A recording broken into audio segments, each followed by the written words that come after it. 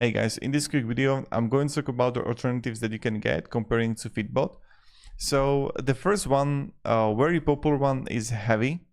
Now the heavy is that you many times like the FitBod got these nice animations, the videos like what you should do. With heavy, you only have such, you have the kind of like the photos and things like that there, but I don't know if it's like actually on the level of FitBod. But it's kind of like the free alternative that you can use. Now, one thing that what I want to like exercising for like 2 years, I have a trainer that it helps me exercise.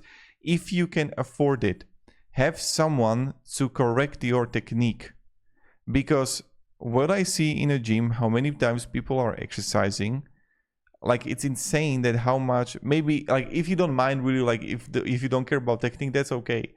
But if you want to, for example, have like better back or like doing the squats better and things like that, I highly recommend to like just get a trainer for one training, 2 free trainings to show you what you're doing wrong, what you could do better, and that could help you. Now another one is JFit. This is the one that you can also try. So plenty of users worldwide. The cluttered interface is there. It can really adapt to the workouts based on the progress.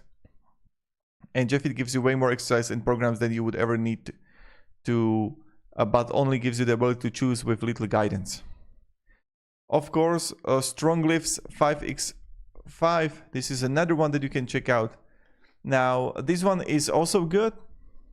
And the complete guide to building strength. Now, another one that I want to share with you is Liftosaur. Now, it's a little bit more comprehensive and more complete app. But I know the guy who made Liftosaur, and it's insane tool. So I would recommend also to check it out for yourself. So that's pretty much it for this video. I hope it provided value, and have a great day and goodbye.